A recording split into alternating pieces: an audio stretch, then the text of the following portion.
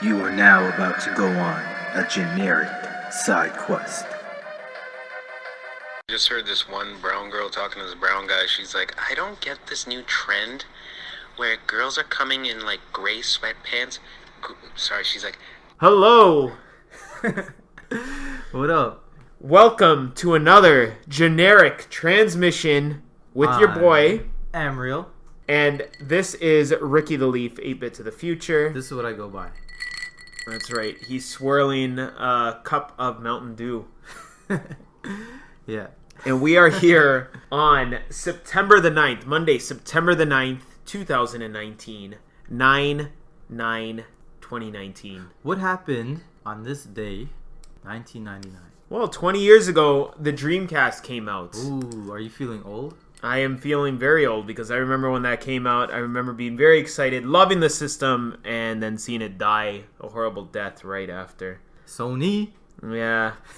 I mean, some great franchises with Jet Set Radio, Power Stone. Power Stone's a fun game. Sonic Adventure. And all their sports games were premium. Yeah, like the boxing game. Mm-hmm. Oh, no, even like the Blitz basketball game. Oh, yeah. 2K started on that, Yeah. that thing. 2K2, I think, is probably like one of my favorite basketball games. Still plays, well, I don't know. I haven't plugged it in, but I'm sure it still plays well. And, of course, the prelude to the Wii U, the FMV little... Oh, yeah. Their memory cards. Yeah. Where you could play with your chows in Sonic Adventure. Screen in the controller. Yeah. Today's episode is in loving memory of Sega. Dreamcast, to be specific. But we're going to start the show with a little bit of self-discovery. Basically want to know what you've been up to this past week or so since we last recorded. What have you been playing, or what's happening with you in the world of gaming? Honestly, my gaming has been put on hold. I've been doing real-world things that will potentially allow me to game in the future. That's right. I do keep up with, and I think I'm addicted to, Dr. Mario World. Oh, God. Really good game. Like, I really like that game. It's different. It's much different than regular Dr. Mario. Pills float up and all this stuff. But it's engaging. They're always adding new content. There's challenges to be unlocked. It's really addicting to get the characters. I've not dropped a dime on the game, and I don't ever intend to drop a dime in the game. But the ranking, the online battles are so good, except those Japanese. And there's no limit on the online battles. You could play as much as you want. As much as you want. I mean, cool. At a certain point, it doesn't make sense because when you play online, you have to win, I think it's 7 times to unlock. You don't get extra rewards basically at that point. Yeah. But you can still level yourself up. Yeah, like you can level your yourself ranking up and for a everything. new tier, and if you reach a new tier, you get more prizes for winning. But man, those Japanese players, they do not play. They're crazy. I look forward to getting new characters too. Like, I always cash in my 4,000 coins, which seems ridiculous, but it's doable. And for a little while there, we were competing. What happened? I kind of fell off of it. Some of the later levels got a little difficult, and then it just frustrated me. I won't put money into that game. Only Pokemon Go is the only mobile game I put money into. I have been playing Pokemon Go, so I've become a mobile gamer. I've been playing a lot of... You're going to laugh at this. I got a new laptop, which we're recording off of now, and there's a solitaire collection, and and I've been playing the solitaire collection. There's like 5 And it's different... free? Yeah. Because there was a time where, I don't know if it was Windows 9, where Microsoft had like a free-to-play version of Solitaire. I'm not even joking. There was like a big outrage that it wasn't just completely free, or it was like ad-based or whatever. So this one has ads. Oh, God. But it's not overbearing. Yeah.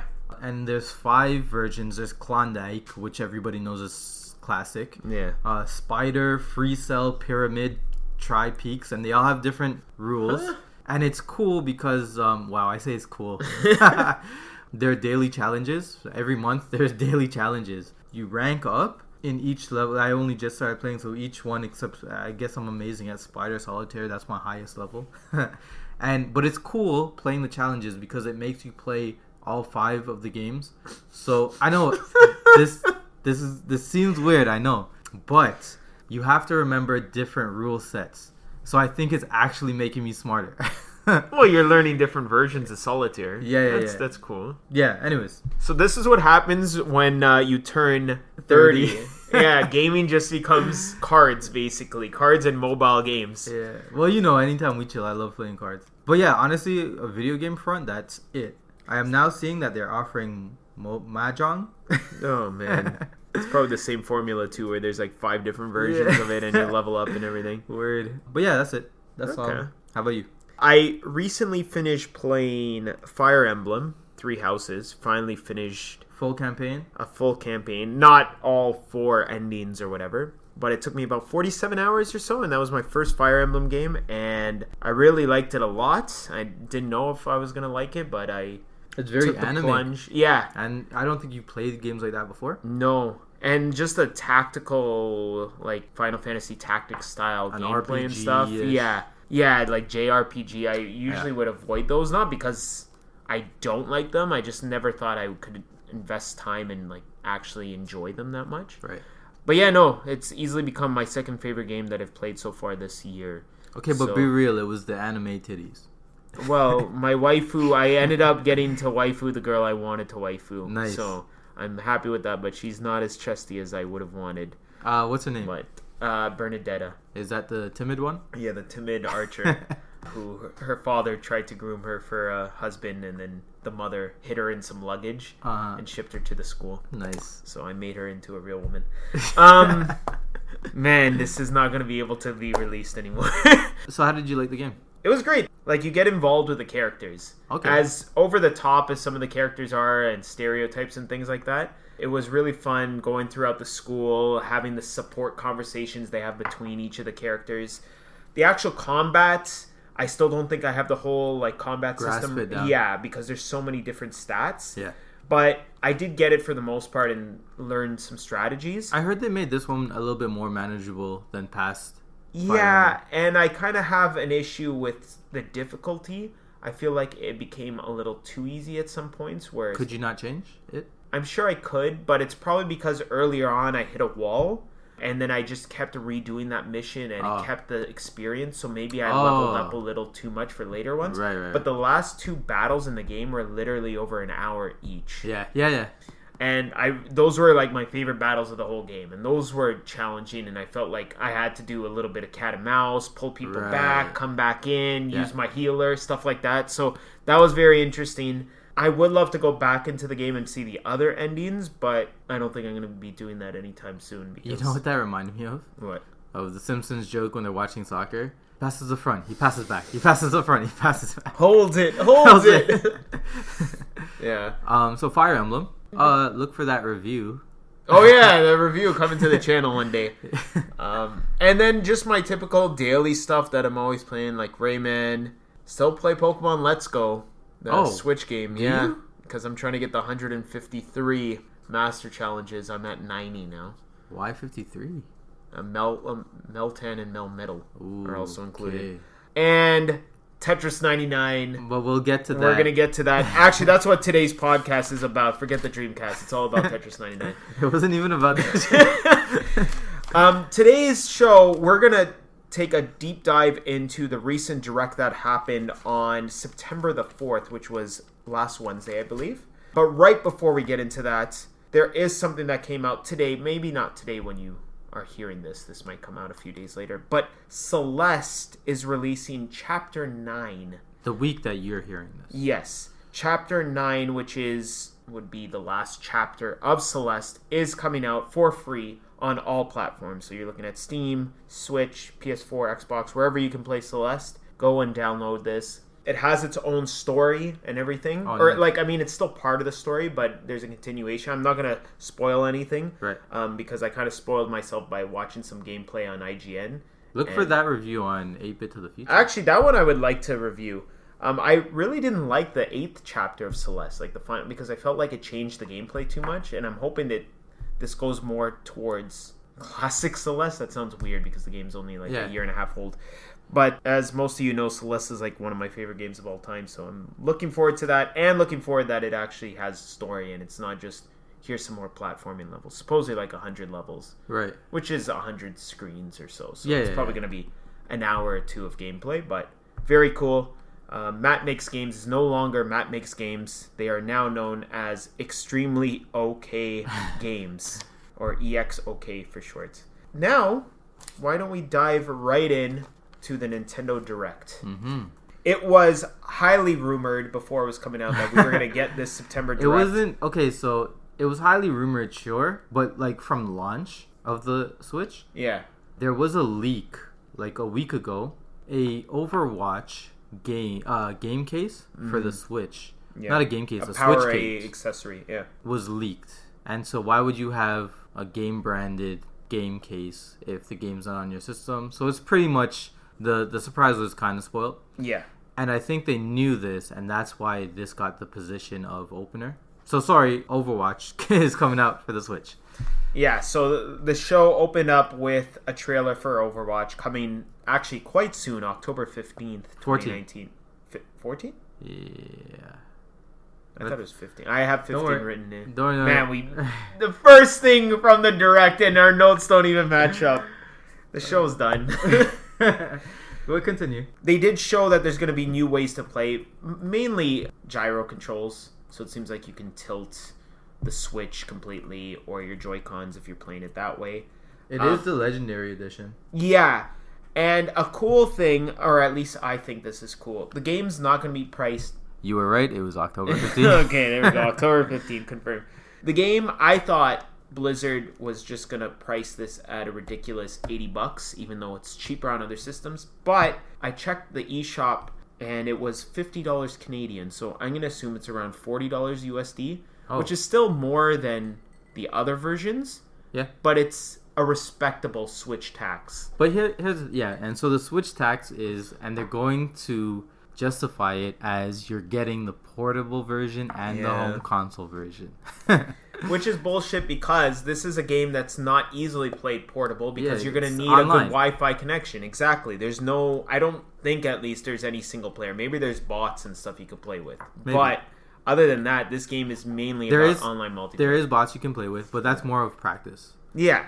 This game's all about the online. This wasn't revealed in the trailer, but it has been confirmed that it's only 30 frames per second and 900p docked, and I believe 720p in handheld mode, which is a little... I mean, I'm not one of those people that, it has to be this frame rate or this. But, and Emreal check-in. So, Paladins is another Overwatch-type game. It's a team-based shooter where you capture the flag or area and assist a... points to from one end of the map to the other. Yeah.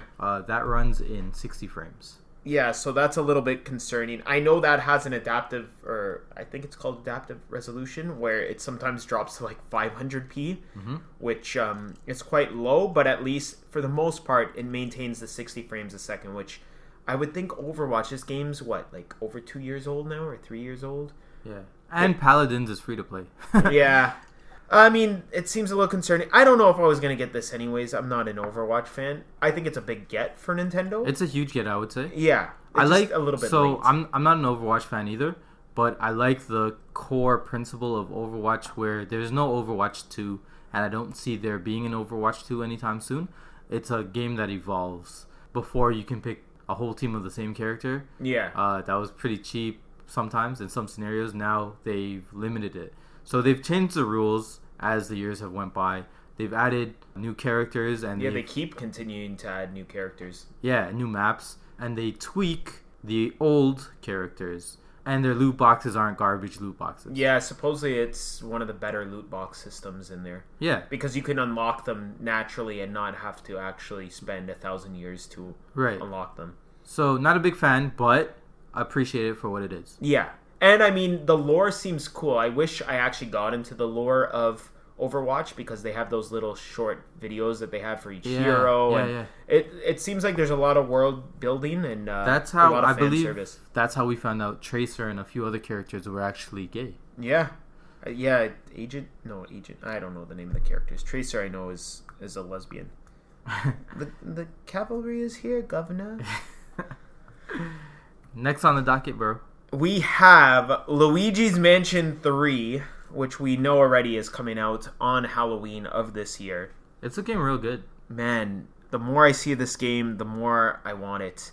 They covered themes here, which we knew that most levels of this hotel had a theme. So they covered a sand or like desert theme. They covered a pirate restaurant theme. Couldn't just be a pirate theme. It had to be pirate restaurant. And then they had a dance hall theme. Not a Jamaican dance hall, just like a disco club. Yeah, like Electrodome in Mario Kart 8. Yeah. So it seems like they're gonna add. It should have been Jamaican dance hall. I'm waiting for like a classic Nintendo Love Hotel theme. Oh my gosh! I doubt that's actually gonna happen, but that would be. That's a good reference, bro. Yeah, thank you. I actually wrote Love Hotel there. They also announced Scream Park, a mode which is up to 8 players, 2 to 8 players. 4-on-4. Yeah, 4-on-4 or 1-on-1, I guess, or 2-on-2, depending on how many people you have playing. You could actually play with 8 Joy-Cons on one Switch, where you capture ghosts against each other in teams, or there was target practice, and there was also a mode where you collect coins. I think it's a cool bonus. I know the 3DS version, so Dark Moon had the horror tower, where it was multiplayer focused. Some of the Scream Park attractions it's basically Mario Party.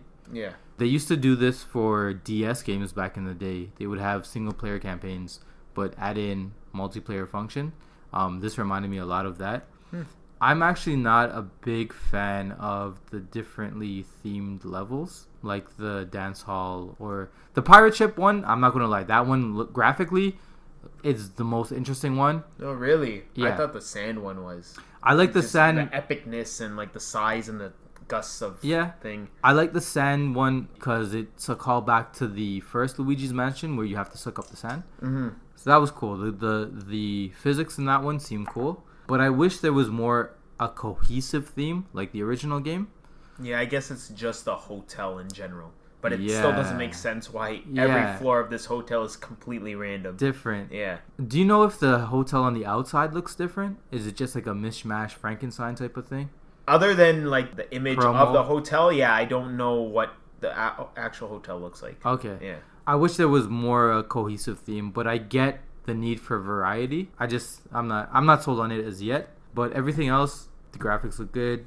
I'm even down for the multiplayer, which is surprising. And the co-op looks cool where someone plays as Guigi. Yeah. So throw in Mario Party type games and you got a good package. Yeah, it's honestly, out of Nintendo's first party offerings for this fall, it's my most anticipated game, even more than Pokemon. Even though I'm super hyped for Pokemon, but Pokemon looks more traditional. And that's coming out Halloween. Yep, on Halloween Day. So we have to do our annual live stream of Luigi's Mansion Dark Moon. No, of Luigi's Mansion 1 on the GameCube. So you'll probably see the annual Luigi's Mansion 1 playthrough. We're going to try to beat 4 hours. And get a good rating. mansion. Yeah, not this F rating. And then Ricky the Leaf will most likely stream some Luigi's Mansion 3. Yeah. I don't know when is Halloween on a Friday. I don't know. We'll check that. We'll check that while I move on to the next game here. The next game is one of many shadow drops. It is Super Kirby Clash. Halloween is on a Thursday. It's different because usually they release their games on a Friday, but I guess because it's actually Halloween, thematically it makes sense fits to put it on November 1st. They should have just released it the week before. Anyways, it's all good. Super Kirby Clash is a free-to-start game that got released on the Switch the day of the Direct, so September 4th. I'm pretty sure, I don't think this was just like a ghost drop. Like, it was a shadow drop, like we never knew it was going to launch. But I'm pretty sure they spoke about this game before. I have here written, I thought this was on the 3DS, or a game similar to this was on the 3DS. Nah, I knew it was for the Switch, but I'm pretty sure... This was mentioned before? When the Switch Kirby came out. Oh, Star Allies? Yeah. Not that I recall. Could be. It reminds me of a 3DS game that came out, which I swear had a very similar name, had Clash in the title or whatever. But it just seems like a co-op boss rush type of game. Pretty much. But with RPG elements? Yeah, because it shows like hit points and stuff when you're attacking the bosses. I don't know. And you also have to have the right job to go into the battle, which was interesting. I haven't actually played it. I downloaded it, and I will probably try it out. The free to start kind of has me worried. So if it just gives you a few bosses to fight, you can't beat the game without paying. Okay. Similar to Mario Run on Android. Yeah. That is Super Kirby Clash. Next, we have Trials of Mana, which is an HD remake of the third Mana game. I believe that's what they said during it. I could be completely wrong on that. 100%. You're right. What did you think of Trials of Mana? I think it looked really good. The art style pops, even though it's an old game. So they like kind of redid everything. It really looks good. It actually looks better than a RPG that's coming up on the list. Mm-hmm. There is a few differences from the original that they said. So that's good that it's not just a straight port. Yep. And that's coming out 2020. What did you think? April 24th, 2020, a day after my birthday. I mean, I've never tried any of these Mana games, but yeah, the actual graphics, at least in the cel-shaded style, look beautiful. It's cool that you could pretty much play this game in either a 16-bit style, which is still made to look nicer than it originally was, or in the HD graphics. Is that Trials of Mana? Or is that Dragon Quest? That's Dragon Quest. That is Dragon Quest. Oh, HD and 2D, yeah. Sorry. Just, if you got excited for being able to play that in 2D, my apologies. No scene. We'll cut that. But the graphics do look nice, but it is April 24th, 2020, so I will stop talking and move on to the return of the Oberdin. Before you return... So, before you return. Yeah, nice. I like to see the support from Square Enix for the Switch. They're really supporting it like the Super Nintendo days. Mm-hmm. They kind of they slowly. It's just funny that you have to say the Super Nintendo days. That's how far back you have to go in there. Yeah. In Nintendo's life cycle. Now they did support support has been building over time. Like they were great supporters of the DS. Yeah. I'm not so sure about the 3DS, but definitely the DS. They tried their little thing with the Wii. Didn't really... Even the GameCube, we had Crystal Chronicles. Nah, that does not count. But I'm glad to see a bunch of Square Enix games on the Switch. I agree. Because it's Square Enix has really become, to me, a Sony type of company. Yeah, right? Or at least people think 100%. Of them. So that's good to see that Nintendo has them on their side. So now, Oberdin. The return of Oberdin. Yeah, which is coming out in fall 2019. What did you think about this one? So... It's interesting. It's about insurance investigator. Whatever that even means, what an insurance investigator so is. I do get what an insurance investigator is. So, like, in the real world, if there is a car crash, an insurance investigator... It's an adjuster. No, an adjuster is something different. Okay. There's a on-site... Is that their official title? It's not investigator, but at the scene of a crash, they go and they see if, hey... Are there tire tracks? Does that mean the person mashed the brakes? Yeah, was this actually staged or was this an actual accident? Correct. Yeah. So I understand what they mean by insurance investigator. Yeah. I just find it hilarious that a game is based around insurance. For those that don't know, we have backgrounds in insurance, so that's why this hit home with both of us, it seems. So you're exploring the ship, and the main mechanic is you can rewind time to actually see the last moments of a corpse, and then from that you piece together a wider story because the ship comes back, it just appears, it returns. Thanks. Without its crew, and so it has this cool rewind mechanic. It's almost like detective mode. Yeah, right. It has this cool pointillism art style. Yeah, like a grayscale type of pencil drawing almost. But with dots. Yeah, exactly. Yeah. So it kind of reminded me of if the Game Boy could do 3D graphics, which is cool, I think. It may be a bit story heavy. I don't think there will be much gameplay in this.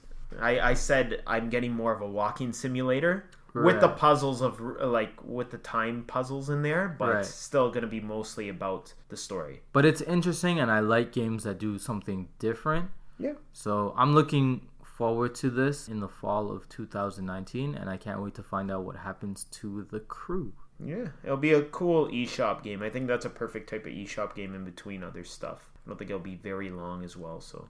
Yeah, 100% it's not coming physical. Another game that I don't think will become physical, maybe you think otherwise, is Little Town Hero, which was originally known as just Town. It's by Game Freak. It was announced all the way back... Was it earlier this year or last year? This year. Yeah, that it was going to be released in 2019. I didn't think it was going to come out in 2019 just because Game Freak's working on Pokemon. Exactly. But lo and behold, we get the date of October 16th, 2019. Little Town Hero is coming out. What do you think of this one? It looks cool. It's an RPG, so we know they can do RPGs. Mm-hmm. They have a cool mechanic. So you're defending a town, right? And depending on where you are in the town, you can get support from townspeople. And I thought that was so cool. Depending on where you like battle within the town, Yeah. there could be a guy with a sword that'll help you out, or a monster, someone's pet that'll help you out.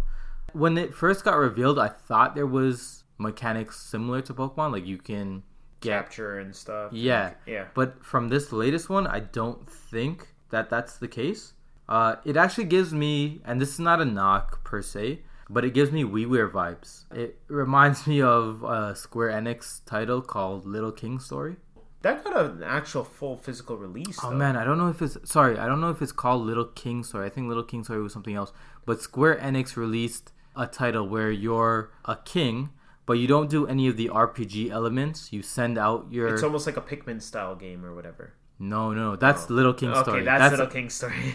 This Square Enix... Oh, My Life as a King. That's Okay, what it's that one called. I don't know. So they released two games, My Life as a King and My Life as a Dark Lord. And so they were under the Final Fantasy brand. And this game reminds me... It has similarities, not of the core gameplay, but of the style, the look of it, which may lend credence to your theory that it won't get a physical release. It'll only be eShop. Yeah.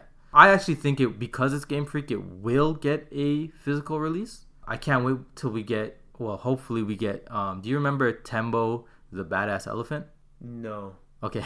The hell is that? So that's a Game Freak game. It was a platformer, shooter I think type you of thing. mentioned it the other day, yeah. It's pretty cool. So I like when Game Freak does different things. Yeah, they did Drill Dozer. They like to... I think they did Pulse Man too for the Sega. Yeah, we were speaking about that the other day. I like when they can stretch their legs. So something notable of this game, and it'll actually show up a little bit later for another game in this direct. Toby Fox of Undertale fame did the music. Yeah, and the music for Undertale is beloved by fans. Yeah. So yeah, just your typical RPG. I like the location mechanics in the town. And this one comes out October 16th, so that's fairly soon. What did you think of it? I'm a little bit more conflicted on it. The visual style gives me Ni no Kuni vibes, which isn't a bad thing at all. It just looks a little bit kind of like it doesn't really have an identity to me. Even though it doesn't feel like Pokemon or look like Pokemon, I just feel like there's not that much to it. And also the HUD seems very busy. There seemed like there was a lot on the screen on the menus. But which makes me confident actually, because I like those old school RPG mechanics. I know old school RPGs aren't for everyone, where you just go through endless menus. Yeah. But these ones kind of look different. They were like circular and... Yeah, it's presented in a unique way, that's for sure. It's not literally just a menu. Right in front of you. It almost looks like if you play that in handheld mode, it's going to have the touch capacity hopefully quite well for it. The reason I was thinking this was just going to be an eShop game too was because of the price. I checked it out on the eShop. It's priced here in Canada, I think at $31.99, just over $30. So it seems like it's quite cheap. Usually you don't see... So that would be like bargain bin. Yeah, usually THQ Nordic are the only ones releasing games for $30. God bless them. Where's my Stuntman Ignition? Ew, THQ why would Nordic, you get on that. would I you was want looking at that today. I spent a good hour at work looking at Stuntman Ignition. But I digress.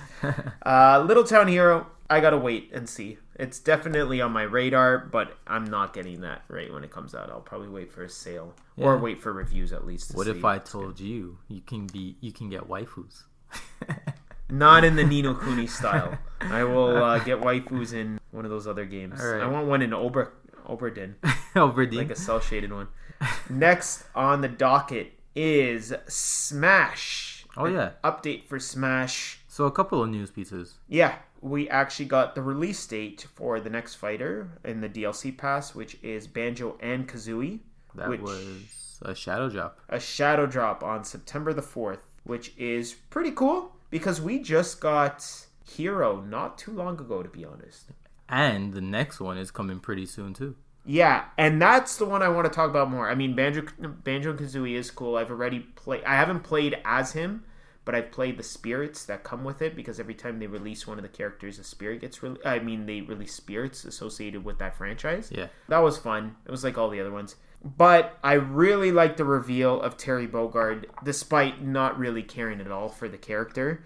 Did you ever play the Fatal Fury games? No, I can't say I've played pretty much any SNK game. Really? Not even Metal Slug. I've seen Metal Slug, but I've never played a Metal You Slug never played game. Metal Slug? No, I know a bunch of SNK franchises. Yeah. And I know like the Neo Geo system, Right. and handheld and stuff like that. But I'm not a big SNK fan. Or a fighting game fan. Exactly. Right. But I really, really, really love the way they did Yeah. the whole design with the graphical style. And I was watching it actually You with mean the intro? the intro to him being introduced. The final reveal, so they showed a bunch of SNK prominent figures Yeah. from different franchises, and it was the Smash Envelope invitation. And every time someone would reach for it, they would like miss it or like fall off a cliff. Yeah, it was just always out of reach for all these famous or popular SNK characters. And I was watching it with Raju, and Raju like kept, that person's gonna get it, no! And he just made it such a great spectacle that I loved it. So that's cool. Like, as a hardcore fan of franchises, he must know those. Oh yeah, well he's a big fighting game fan too, Exactly. so he knew a bunch of those characters, and I was like, oh okay, they're in this game. I don't know. I just remember, like, I read the rumors that it was gonna be Terry Bogard was gonna be the SNK character, and it ended up being that character. I was actually hoping that it was a Metal Slug character because I know Sakurai likes to go like weird Left with field it. with that stuff. Yeah. Yeah, I mean the character actually kind of reminds me of Ken with a hat, almost. Very much. Yeah. So kind of generic looking, but it's cool to see a more obscure. I'm calling it more obscure. Like, it's not a Banjo-Kazooie. So you're calling it obscure because it's from a relatively obscure company, SNK. Yeah. But we're not saying SNK is an obscure company. We're just in our gaming. Yeah, and also in comparison to the other characters I think Dragon Quest is still bigger than Fatal Fury. For sure. Yeah, so But like, I don't think I think Fatal Fury is huge. Like, people will always remember Fatal Fury for like the side-scrolling beat 'em up. aren't they still around, or am I wrong? That's Blaze Blue that's still around, because at No, Evo they're still around. Blaze Blue is definitely around. SNK is still producing games. yeah, and I think at Evo there's SNK fighting games that are there. Yeah, 100%. Yeah, they're just not the main. It's not Street Fighter V. It's not Smash, of course. Yeah. But also, they announced that we're gonna get more fighters. They didn't announce the fifth fighter. So before you get to that, Sorry. Fatal Fury. Sorry, Terry Beauregard. He's coming November 2019. Oh yeah, that's right. Which is just around the Around corner the as well, corner, within yeah. 2 months. So they're really squeezed 3 of these characters all together, because it took a while for us to get Joker, I feel, after release. Yeah, Joker came out in April. Mm-hmm. The game was released in December, so it took about 4 months before we even got Right. one of the characters. Before, like, and I'm talking Wii U days. Mm-hmm. Nintendo said we will never release a DLC character because we have him in our pocket. Okay. We will work on DLC. We'll finish the main game and then work on DLC after. And at the time, I believed them because it's Nintendo. But now, considering your next news piece, I don't think that's true. I think they do have these characters in their pocket. What were you going to say? I don't agree with that, because we spoke about this. I think they have the licensing already in their pocket. So, for example, if it was going to be another Microsoft exclusive character, like, let's say Cuphead or Master Chief was coming out, Sakurai, Nintendo has already dealt with Microsoft, and they're like, yes, you can use this. Here's the franchise. Do whatever you want. Here are some limitations, yada, yada, yada. I don't think it's already actually developed. I don't think it is. I think it's more drawing board. It's more sketches. It's more, this is what we're thinking of doing. This is his moveset that we want to do. Now let's program it. I think it's practical to have them all and then release them when you need to release them. I like the concept of them not locking DLC behind, the paywall, already having it and everything. Yeah. I think that's a good model, but I don't think they're doing that anymore. And another thing, these characters that are being released, these extra characters, they're not part of a fighter pass. Yeah, it was actually written underneath when they said new fighters are being developed. It said it will not be part of the fighter pass. They will be sold separately. Now, we don't know how many more characters they're going to add. They might include some sort of package at the end, a fighter's pass possibly down the road if you haven't bought any of them. Right. But look, these are probably going to be sold at like $6 a piece. Yeah.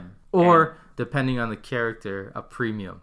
Yeah. I know Ryu for the Wii U was premium. What about Cloud, probably? Cloud, yeah. Yeah, I can see that. Man, remember the days on the Wii when it was like a Japanese exclusive game or And whatever. they would charge you a premium. They would charge you a premium because I guess licensing and stuff.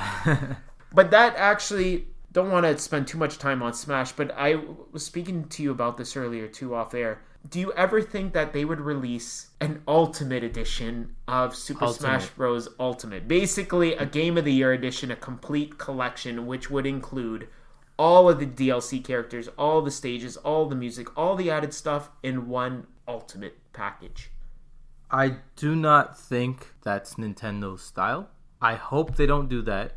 Sakurai has gone... He spoke actually about this after this Nintendo Direct. He showed off Banjo and then he gave a little behind the scenes information. Like he played with Toby Fox and Toby Fox is actually pretty good at the game. Toby Fox again is of Undertale fame. Sans is in it. Yeah.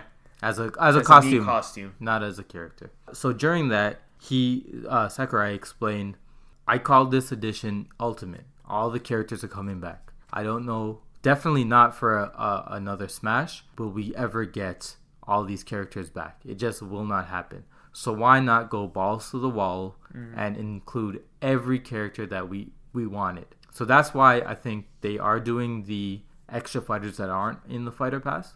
But with that being said, I think this version will be it. I don't think they will release an Ultimate Edition because you can always download the fighters. And in the spirit of things, so you could buy the Fighter Pass, right? But you could still buy these characters in the Fighter Pass individually. Yeah. Right? Correct. Which is a good model because what if I don't want to play as Banjo? Yeah. And I just want to play as Joker? It ends up being cheaper because you're only buying one or two anyways. Exactly. Which I think is a good model. And actually, Microsoft did that with Killer Instinct when they rebooted that. Yeah, but that was a completely free-to-play game with purchasing of characters. Yeah. Right. And a rotation of the free characters. Yeah, which Brawlhalla I think still does too. Right. Brawlhalla actually included WWE characters. Yeah, recently for SummerSlam or something I think, or was it just for so? Oh, okay. So I don't think they will release an Ultimate Edition. Fair reasoning. I mean, they released. I guess this is not an Ultimate Edition because this didn't actually include the DLC, but even Breath of the Wild got an Explorer Edition on the Switch. Well after the original game got released, which I think came with a strategy guide. I don't know if it came with anything extra. Odyssey also got that. Again, it didn't include DLC because there is no paid DLC anyways in Odyssey. But I still can see them doing something where they include everything on it, even though they've never done that in the past and Sakurai has said what he said. Right. We'll see. I don't think it hurts. Like, I wouldn't be upset if they're like, shit, they released an Ultimate Edition. I'm not going to go buy it. I have the characters anyways. But I think you bought the Fighter Pass. Yeah. And I just think it's one way, someone that's on the edge where they're like, what? Like, maybe I'll get Smash now since it has everything in there. And it would be priced the same price as what the original retail game is. Do you think people like that exist? Probably not. But there must be. We're talking about. Yeah, but I know lots of people like the Black 5 doesn't really play Smash. That's true, but dude, like how many of them own Switches though? Sean owns a Switch. That's one. Sean, tell us, would you get Smash Bros. Ultimate? We'll ask him in the next wrestling pod. That's right. Yes, Walk with Ali is part of our wrestling pod, the more famous of our podcasts. And we'll actually do one this week because a lot of wrestling news has gone down. Austin is on Raw right now. Probably. Right now, actually, yeah. Okay, let's move on to Link's Awakening. Can I say that I'm not really that excited? Yeah, you're allowed to. So they've added a few new things. So first and foremost, I like that they're doing this Yoshi Woolly World type of experimentation with the graphics. Different art style, yeah. It's more claymation almost. I would say toy-based, but yeah, claymation.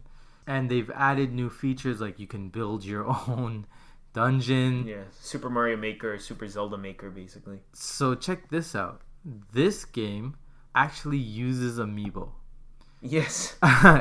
You can save your dungeons that you created in your game to your amiibo. Then take it over to your friend's house, let them tap your amiibo in, and play your dungeon. That's a writable information that you've saved to your amiibo. The only other game to do that was Super Smash Bros. For Wii U and 3DS and Are you sure there's no other games? Because they always said you could only hold one savable game on it. So if you do that, you lose all your Smash. I'm almost 100% sure. Again, this is only for Zelda characters, though. I think this game only works with Zelda. Correct. You're amiibos. correct. The amiibo functionality is kind of strange because I know Nintendo is slowly backing out of amiibo support. So I found that interesting with the game. I'm not too interested because it's still a Game Boy game that's being re-released, right? Mm-hmm. I like the character models, but again, that has to go with the art style for the NPCs. Mm-hmm. Other than that, it comes out September 20th. September is a packed month. Yeah, the 20th especially because the Switch Lite comes out on that day, and another port of an RPG also comes out on that day, and probably other games as well. So another thing I'm really not excited for is the Switch Lite. But we could talk about that later. Yeah, Link's Awakening, I have my pre-order in. I'm hyped for the game. Are you though? I am. Because it's Zelda and you never played this game before? Yeah. I never played Link's Awakening. What if you can get this on a virtual console? What, like the original Game Boy game? Yeah. I guess, but I like the art style of this. I like that it looks... And the whole dungeon building thing. Are you going to use that one? Yeah, because it's not that complicated. Yeah, but who are you going to share it with? Online. It has online. I don't think so. It's Nintendo. Strictly Amiibo. You save it to your Amiibo, you take your Amiibo to a house, and you share it that way. I'm sure they'll patch that in.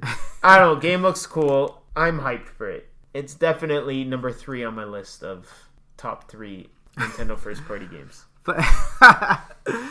Play Minish Cap.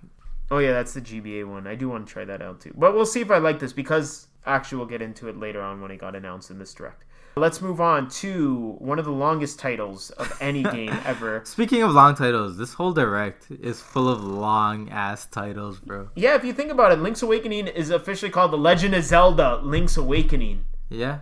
This next one is Dragon Quest XI S Echoes of an Elusive Age Definitive Edition. That is the full friggin' title. It is a port or a definitive edition of Dragon Quest XI, which got released on the PS4. So, September 27th, it's getting released. This was actually the very, very first game that was ever announced for the Switch. Even back when it was called the Nintendo NX. At a Sony press conference, they announced the game and they announced the platforms. And in their little highlight reel PowerPoint presentation, they had NX. Wow. Iwata was probably still alive at the time. He was. Wow. He was. So it was the very first, so it's notable to be the very first NX or Switch game announced. It was released for the PS4 and the 3DS. The 3DS version was actually pretty unique. So on the top screen, there were 3D visuals. And on the bottom screen, it was old school Dragon Quest 2D visuals. Oh, I did not know that. So this version of the game is a hybrid of the HD version and the 3DS version, which is fantastic. Square Enix support is pretty amazing for the Nintendo Switch. This one comes out when? September 27th. Of September of this month. In addition to coming out September 27th, right now you can download a demo, which is the biggest demo probably Nintendo Switch has ever seen. Or any system has ever seen. I've never heard of this before. It's a 10-hour demo, and your save from the 10-hour demo goes on. Well, if you purchase the full game, it transfers over. That's amazing. What do you think about this game? Do you think you'll try out this game after your love affair with Fire Emblem? Yeah, I should really download the demo. You keep telling me to download it. At least give it a shot because it seems interesting. I've never played a Dragon Quest game, but I mean, I never played a Fire Emblem game, and here we are, right? Right. You know what? I'll probably give the demo a try. I'm just probably not going to give that demo a try before September 27th. Yeah. There's too much I'm playing now, and then with Link's Awakening coming on the 20th. Yeah. I don't think I'm going to play it, but it is on my radar. Yeah. That's for sure. But this is definitely a historic game, I think, just being an NX game. True. And the art style, classic Dragon Quest. The guy who actually worked on the creator of Dragon Balls and Dragon Ball Z and Dragon Ball Super and Dragon Ball GT, well, not Dragon Ball GT, but the others, actually helped out in the Dragon Quest style. Huh. I don't know that. I do think that Trials of Mana looks better than this, though.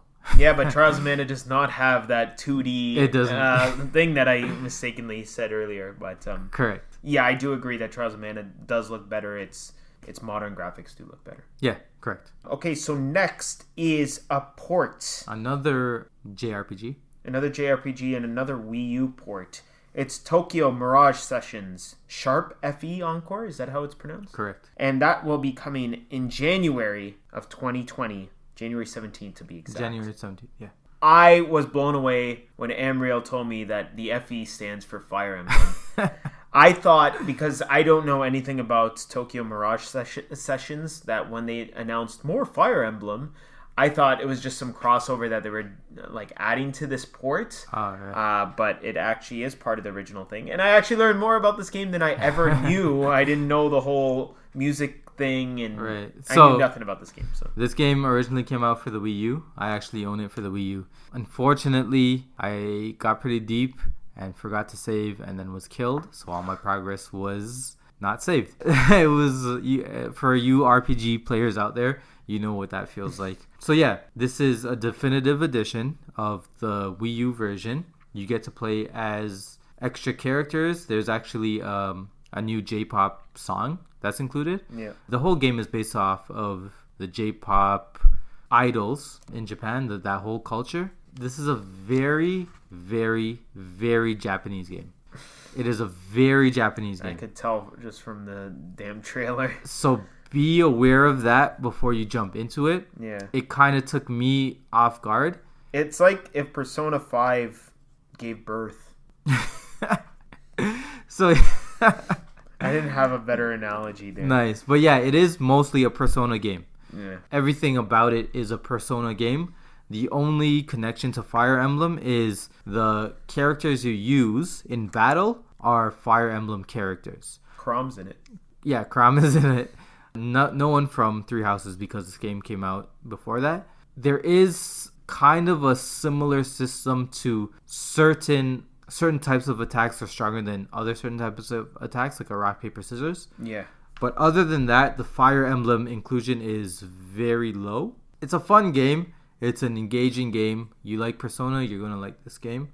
It is just very, very Japanese. Yeah. But it's good that this game is getting a port. I don't usually like ports, but it's a good team up. I like it. I also agree that the time it's being released is good. It's coming out in January, which is usually a slower time.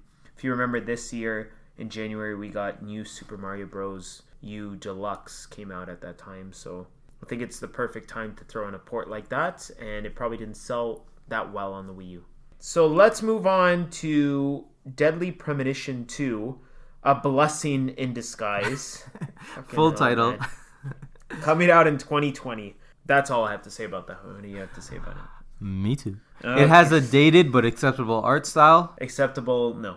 Of course it's acceptable. I have to accept it. It exists. I live in a world where it exists. So. It actually reminds me of a game actually that you have but have not played. This is going to sound weird. Day of Disaster or Disaster Day? No. Disaster Day of Reckoning. Thank you. It's funny. As soon as you said it was a game that I had, my mind went to that. It kind of looks like that. So it's trying for it almost tries for a photorealistic, but they're doing an artistic style of photorealism. Yeah. If that makes sense. So they're not going for photorealism, but close to. And that comes out 2020. Yep. And then they also did a shadow drop for the original Deadly Premonition. I don't know if this was the original title, but it's called Deadly Premonition Origins. It's not an original title. That's so it's like a remake. Okay, the remake. So Deadly Premonition Origins shadow dropped September 4th, so it's available now. And it's eShop exclusive. There you go. Next, we have Divinity Original Sin 2 Definitive Edition. What do you think about this one? It got shadow dropped, by the way. This was also dropped on that day. So. Yeah. It looks like it could have been on the indie showcase we spoke about last week. Yeah. The cool thing is it cross saves between Steam and the Switch. That is the coolest thing. And that's all I have to say about that. Yep, you covered the main thing. So let's move on. Bethesda had a special announcement. So Peter Hines from id Software, he came on and he had this announcement, and I don't like these games. I don't like these games.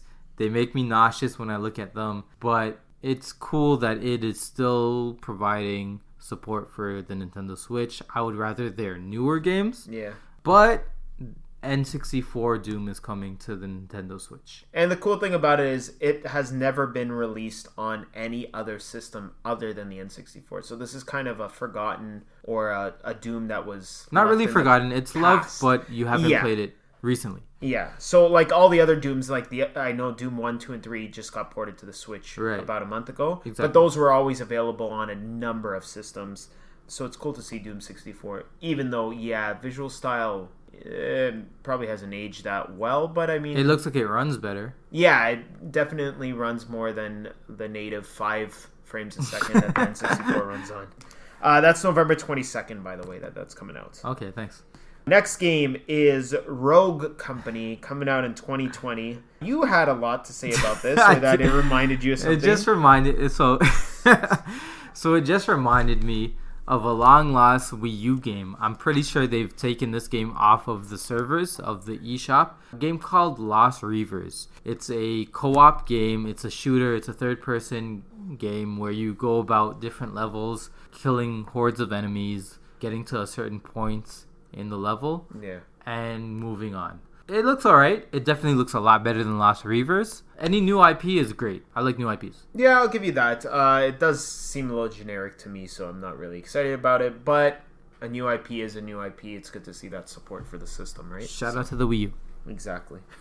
Next, we have Pokemon Sword and Shield, which introduced 4 new features. They said in the I don't not really features. They touched on 4 different things, and we'll go through them quickly. Full customization of your character. Yep. Shirts, bottoms, hair, everything. Makeup. Maybe skin color. I don't know, but Definitely skin color. they have a whole bunch of different things, which is kind of cool. Next was Pokemon Camp, which is basically you could play with your Pokemon Pokemon. Me. Yeah. Have you heard of that? No, I know Pokemon Ranch, which was on the Wii. But Pokemon Me is basically a function, a mode in the game where you pet your Pokemon. You play with your Pokemon. You feed your Pokemon. Well, Let's Go even has that where you can play with your partner Pokemon, feed them, and Yeah. dress them up. So, Similar to like a Tamagotchi type of thing. yeah. Yeah. I mean, added feature, kind of cool, I guess. Next is cooking. This was the weirdest one to me. I like this one. You get a curry dex, basically, because it kind of has a Breath of the Wild feel to me in Yeah, terms of correct. making recipes, and there are over 100 different curries you Yeah. can make, and I guess there's going to be stat boosts, and you build up your relationship with some of your Now Pokemon. that's maybe not Sapu. They did not mention. No, they Stat Boost. didn't. I'm just assuming here. It would be great if they did. And I was actually going to say, when you were talking about the customization, I wish that the different type of gear you put on would probably stat boost a certain type of Pokemon. Yeah. Instead of it just being a visual effect. The curry thing I like because it goes into a little bit of the lore of Pokemon. I think maybe you can eat Pokemon in this game. Maybe they showed sausages. They showed sausages. But it just said sausage, so Yeah. I don't think they're Embor sausages or anything like that. Ooh, Embor sausages. That's a good one. Spoink sausages. Oh, man. They did say a lot of the recipes would involve berries, though, but 100% there were sausages. Yeah. And next, they introduced 2 new Pokemon. We had Poltegeist, which is basically a ghost tea that lives in a teapot. You heard that right?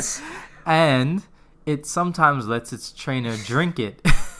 So weird. Absolutely so weird. I guess it's almost like this generation's version of Mimikyu. No. I don't think so. Mimikyu was a Pikachu-like of that Oh, yeah, generation. because I didn't want it to be popular, so Yeah, it yeah. dressed up like that. And if you actually see it, you'll die of a horrific death because of how ugly it is. So nothing to do, and you can't taste the Mimikyu. That's sexual assault. And the other one, which I actually really like, was a goofy pelican type of bird, almost, I would say. I would say. It was Cramorant. Cramorant. Yeah, correct. Yeah, what did you think of those Pokemon? So Poltegeist is cool. It reminded me for some reason of Beauty and the Beast. I don't know why. Yeah. It has a special attack called what was it? Like Weak Guard or something. Yeah, I don't remember what it was called. And so basically it's in a teapot. So the Pokemon isn't the teapot. It just haunts the teapot then. Yeah. The actual Pokemon is like the tea liquid inside. Though you'll never see just the Pokemon by itself. of Exactly. course, So that's kind of cool. It's kind of like, whatever. yeah. Like a Klefki or like a bunch I of wonder other if it'll inanimate evolve. object ones. That'll be interesting. Yeah, that would be cool if it turns into like a whole tea set. Camarant, I am more interested in because it's more Pokemon. Yeah. It's a water flying, and so it also has a special move called Gulp Missile. Yeah. Now, the special thing with Gulp Missile is two things. We may have seen a third Pokemon that was never revealed. So Gulp Missile is when Camarant uses a water type move like Dive, or I think any water type, it comes up with a fish in its mouth. Like some gulls dive into the water and eat fish. So it comes up with a fish in its gullet, and it actually shoots the fish at the opposing Pokemon. Now, is that fish a Pokemon, or is that fish confirmation that fish, like animal fish, are a thing in the Pokemon universe? I don't think it's going to be a Pokemon. I think it's just going to be fish, and then you can use that fish also in your curry. But yeah, it's just going to be that actual animals exist in the Pokemon universe, and it's going to make things even weirder in the Pokemon universe. Okay, because I don't know if you remember, I believe back in the Pokemon anime, they were just normal birds. They weren't like Pidgeys or anything. Yeah. So I found that interesting, but I also found the design interesting too. And that was your favorite reveal? Yeah, out of all that, I mean, the cooking, I guess, was the most out there that I think was cool because it was completely out there. Yeah. I was just more like, what? And it sticks to the gotta catch 'em all mentality of there's 100 of them, so you want Yeah, I know. There's to finish your curry decks. I don't know if it was called curry decks, but they said something in the Currypedia or something. I don't know. The game does look better and better every time I see it. Yeah, that's for sure. Next, we have the Nintendo Online got a new edition at no additional cost. The highly rumored for a long time SNES Online service. Actually, what is the full title, Amriel? Can you tell us the full title? Super Nintendo Entertainment System for the Switch Online. There you go, another long title.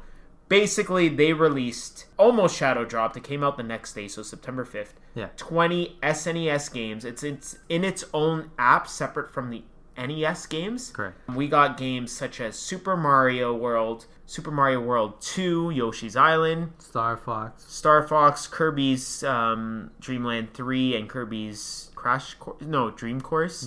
We got even weird titles like Stunt Race FX? FX. Yeah, wow. Just a bunch of actual... I think the lineup was good. Yeah, and 20, just like that. I don't think we started with... I could be wrong. I don't think we started with 20 on the NES. Maybe we did. But SNES games are loads better than NES games. 100%. Agreed. It's cool that they added online functionality to certain games. Yeah. Mario Kart. Yeah, you could actually play Mario Kart, the battle mode, or the regular mode. Yeah. Multiplayer. And games like Ghosts and Goblins, all games have rewind ability. Yep. So you can go a little bit back if you screw up a certain part. That game's really hard, so you'll need it. But in addition to the cool additions, like the extra features that they added and the robust lineup that they added, they also said that, hey, you know what? You can get modern Super Nintendo Entertainment System controllers. Unfortunately, only people with Nintendo Online can purchase them. Yeah. And they cost $30. $30 US. You're probably looking at 40 here in Canada. And I was a little disappointed. I wanted them to slide on to the Switch, kind of like the NES ones did, but that's just me. I like the fact that they aren't Joy-Cons, that they include all the buttons. They actually include a Z, R, and ZL button. They're tiny, but you really can't beat the Super Nintendo controller. One of my favorite systems of all time. Genesis is better. But anyways, and also this wasn't announced during the Direct, but there's going to be no more regular releases for the NES and SNES Online. They're just going to release games on their own schedule. We don't know what that means, monthly, weekly, or once a year. But no, seriously, like they will release batches of games. I'm going to assume they're going to release bigger chunks. I don't even think batches. I think like maybe one or two. Like a month still, though? Yeah. I don't think it... Because if they're saying it's not going to come regularly, we probably won't even get them monthly. Yeah. So that's a little disappointing. But we'll see. This just came out. There's a lot there to play. Like, Link to the Past right there is, 15 to 20 hours of gameplay? True. Going on with the Nintendo Online news, they talked about a game that is near and dear to your heart, Tetris 99. They could have made the whole Direct about Tetris 99. I don't want to spend too much time on it. Version 2.0 came out. It came out the next day, basically, so September 5th. They added a whole bunch of stuff. Tetris 99 Invictus mode, which is basically the Tetris... hard mode. Yeah, the Tetris 99 mode, but only if you've won a regular Tetris 99 mode. So if you got a Tetris Maximus, you're invited to play in the Tetris 99 Invictus mode, which is actually faster and only contains champions, basically. They added daily missions. There's 4 daily missions every day. It can be something like get 5 KOs or get 100 line clear in a match, whatever. And you can use those daily missions. You get tickets to unlock themes. So they have a bunch of retro Nintendo themes like Legend of Zelda, Donkey Kong, Super Mario Bros, and also some generic themes. And they also added new icons that you could put on your player profile that unlock by doing different things. Right. It could be sending this much garbage over, winning 3 games in a row, stuff like that. So a bunch of basically in-game achievements to unlock these badges. And part 2 of the DLC came out, which has 2-player share mode, and you can also play against each other in 8-player local multiplayer as well.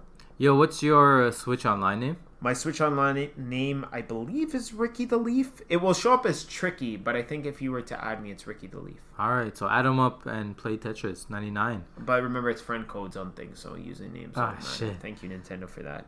It's like crack to him. Send help. Man, I love Tetris 99. But that's it for that. Physical edition just came out 2 days ago. Go buy the physical edition, even if you already paid for the DLC digitally. Next on the docket is Sonic and Mario at the Tokyo Games 2020. Yep. Coming out November 5th. No real new stuff covered in this one that we didn't know about. So I think this is the best looking Mario and Sonic game to date. They only get better and better.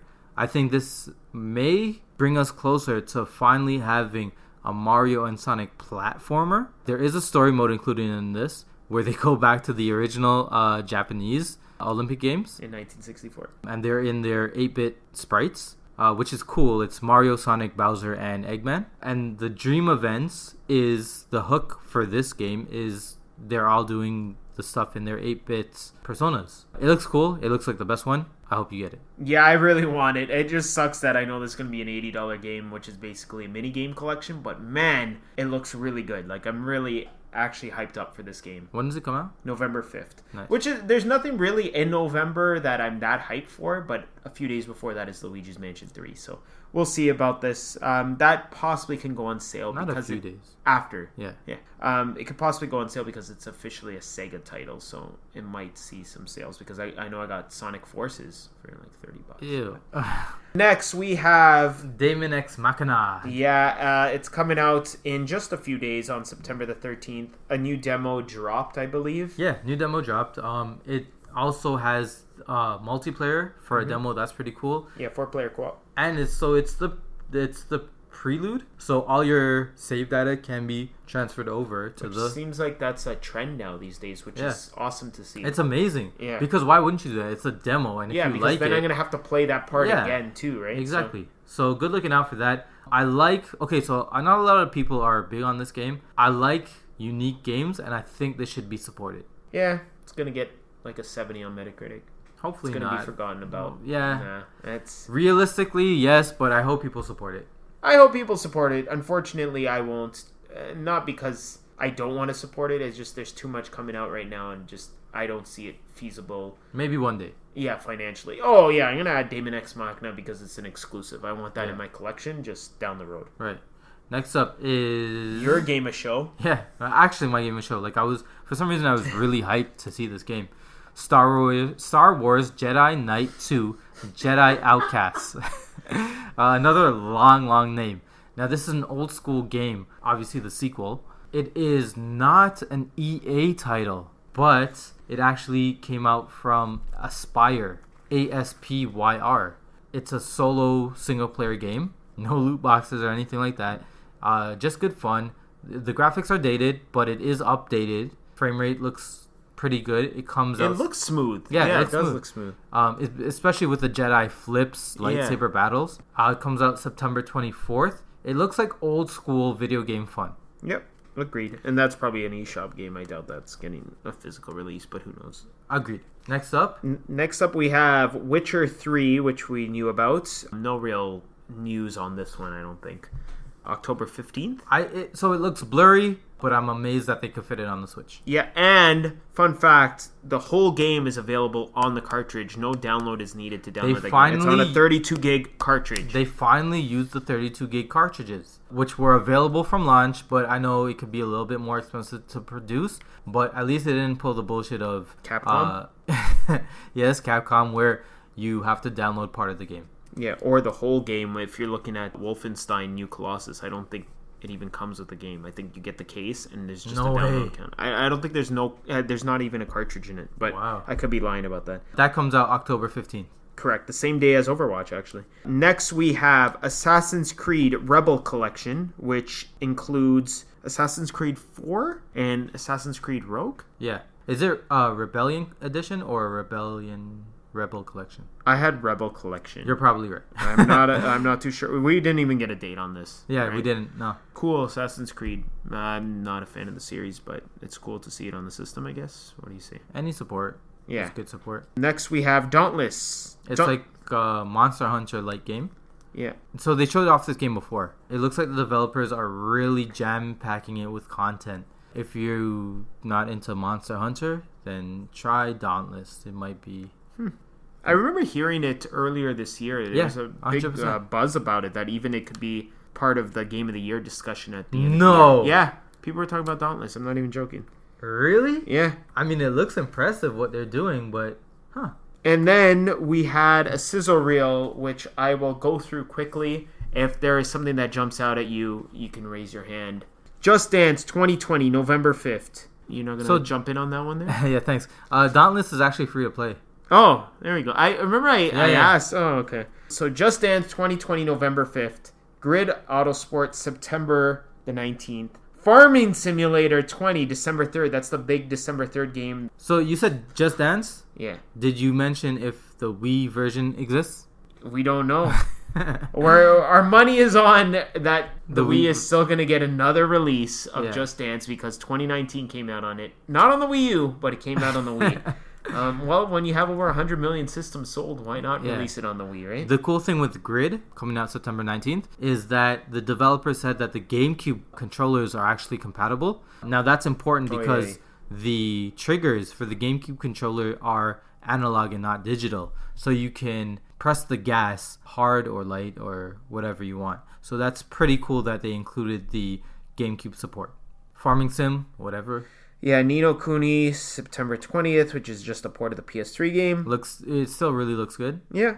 NBA 2K20 is coming, or it has come out. Yeah. It came out September September 6th. Just a quick fun fact. There was a problem on the PC if you installed the game on your desktop. The NBA 2K19 logo showed up. So Which is a summarization of what sports games are nowadays. It's literally like the same game, but it's slightly... just a facelift. Yeah, that's all it is. Call of Cthulhu. Thank you, because I was going to fuck that up. October 8th, that comes out. And that's an H.P. Lovecraft, if you don't know Cthulhu lore. A bunch of novels about him. Next up is The Outer Worlds. I'm surprised it was on the sizzle reel, to be honest, because it's a big game that everybody's looking forward to. Yeah. It looks really good, and it has a good pedigree. Yeah, and that's just coming soon. We don't have a date for the Switch version. It Yeah. will come after the other ones get released. But it's a good get for Nintendo. Yeah, agreed. Next, we have Devil May Cry 2 coming out September 19th. Shout out Sharif. Yes, Sharif East, or, well, I should just say S East, so people don't know. Yeah, that's coming out on his actual birthday, and the first one got released on the Switch not too long ago, too, so that's cool to see that. It's going to be overpriced, as always, but whatever, it's on the Switch. And then last of the sizzle reel is Vampire or Vampire. Vampyr, so... It comes out October 29th, and it's from the same people who made Call of Cthulhu, which is Focus Home Interactive. There is no gameplay shown, so we'll see about that. I mean, it made it on a Nintendo Direct, so hopefully it's... Is that a port? I don't know. Oh, I thought that was a port. It didn't say. Oh, okay. And then we end the show with a port from the Wii. Not really. So, they spoke about Animal Crossing. Oh, shit.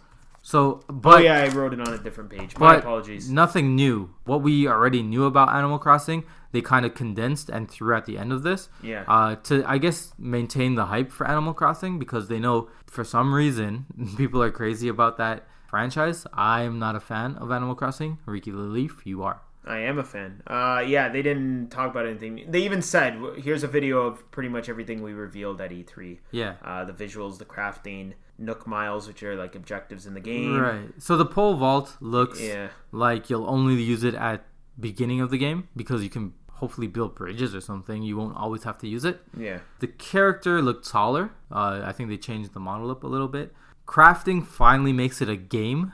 Makes it more like Minecraft too. It makes it a game, right? A little bit closer to Stardew, maybe. A little Happy Home Designer influence, though that's a 3DS game. Mm-hmm.